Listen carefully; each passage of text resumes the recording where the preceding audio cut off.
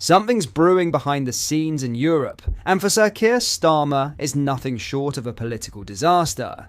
The very nightmare he hoped to avoid has come crashing down, exposing him not just as weak on sovereignty, but as a Prime Minister willing to sell out British interests for a seat at the EU's table. And the price? British taxpayers may soon be footing the bill, to the tune of billions, just for the chance to be heard. Let's break this down, but first, hit the like button and subscribe to the channel for more. On May 19th, leaders from across Europe will gather in London for what should be a proud moment for Britain, a major summit on defence and security cooperation. But instead, it's shaping up to be a humiliation for Starmer and his government. The reason? A new EU defence deal, worth an eye-watering €150 billion, is being negotiated. But here's the kicker. Britain won't be given a real say unless we agree to a pay-to-play model. That means paying to participate, paying to have a voice, and still not guaranteed access to the very contracts that could boost our economy and protect our national interests. This isn't cooperation, this is extortion. And it gets worse. This blow comes right on the heels of Starmer's already humiliating cave-in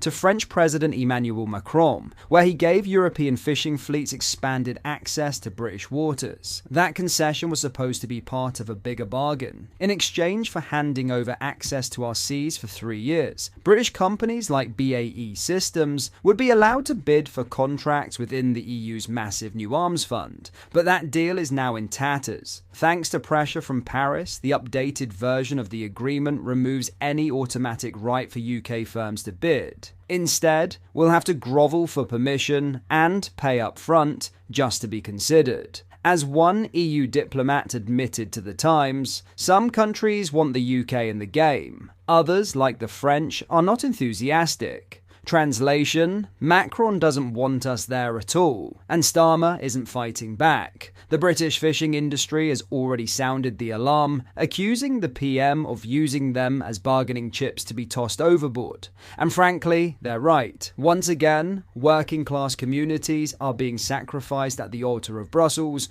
all in the hope of buying influence from a bloc that has never treated Britain as an equal since Brexit. Let's not forget, this is the same EU that tried to block vaccine exports to the UK, the same EU that threatened Northern Ireland's food supply. And now they want to hold our defence sector hostage, and Starmer is rolling out the red carpet for them. What does this say about our Prime Minister? That he's a pragmatic diplomat, as his supporters claim? Or that he's a pushover willing to trade British resources for nothing but empty promises and vague partnerships? This isn't diplomacy, it's desperation. At a time when global threats are rising, from Russia's aggression to instability in the Middle East, you would think Britain's leaders would be doubling down on sovereign defence capability, innovation and strength. Instead, Starmer's strategy seems to be give up what's ours and hope they let us sit at the back of the room. And it's not just embarrassing, it's dangerous, because the moment we start paying to be heard, we've already admitted we have no power. And when your defence industry, your fishing fleets, and your taxpayers are all being sacrificed in the name of access, you're not governing, you're surrendering. Starmer's allies will spin this as a clever move.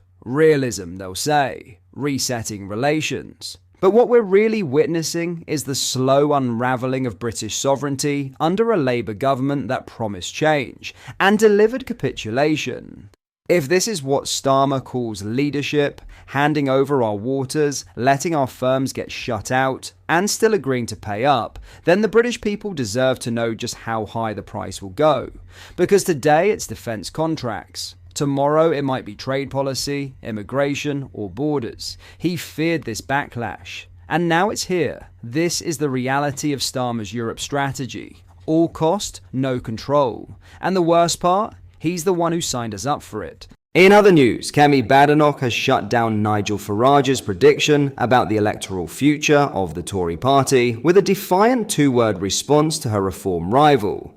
In a sit-down interview with the media, Badenoch appeared unfazed by Farage's comments, instead insisting that the Clacton MP is hell-bent on destroying the Tories. Farage, who is hoping to make inroads into much of Tory voting England tomorrow, predicted the Conservative Party could face extinction by the next general election. Speaking to the People's Channel, Farage said, "The Tories won't exist by the time of the next election. I mean, what you're going to see from the 2021 vote is a lot of old Conservative voters come to us and a chunk go to the Lib Dems as well. I don't honestly, and I know they've been here since 1832, but I don't believe there'll be an electoral force at the next election." In a two-word response to the Reform UK leader, Badenoch emphatically said, "He wishes." She added, "The Conservative Party is the longest existing democratic party in the history of democracy. We have a great history. We've had ups and downs, but that doesn't mean that we are out. And what I'm doing is making sure that the Conservative Party does more than just survive, that it thrives. And that is what we're working on, fighting for every single vote and rebuilding trust with the public." There has been no love lost between Badenoch and Farage following an almighty bust-up on Boxing Day last year.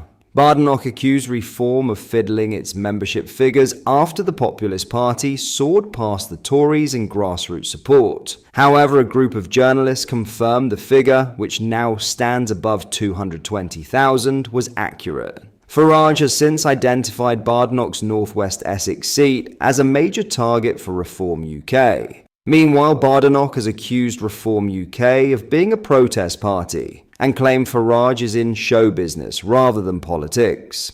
Finally, King Charles's Sandringham estate in Norfolk has been forced to close to visitors today due to an emergency plumbing issue.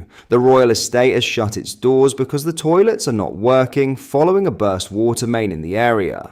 The closure comes after Anglian Water reported that customers in Sandringham were experiencing either very low water pressure or no water. The closure affects the house, gardens, restaurant and courtyard facilities at the Norfolk estate. The Royal Estate Sandringham confirmed that while these areas remain closed, the Royal Parkland is still available for visitors to enjoy. However, those planning to visit the parkland should note that no toilet facilities will be open during this time. In a statement, the Royal Estate Sandringham said, "The estate is currently closed all day to visitors due to an emergency plumbing issue. This includes the house, the gardens, Sandringham restaurant and courtyard facilities. We apologise for any inconvenience and appreciate your understanding." Anglian Water acknowledged the issue, stating, "We're really sorry, but some customers in Sandringham and surrounding areas may have either very low water pressure or no water at all." It comes as King Charles and Queen Camilla are marking the second anniversary of their coronation with a special tree planting ceremony at Windsor Castle today. What are your thoughts on what we discussed in today's video? Let me know down in the comment section below. If you've not yet already, make sure you do drop a like on this video and subscribe to the channel for more British content. Thank you, take care, goodbye.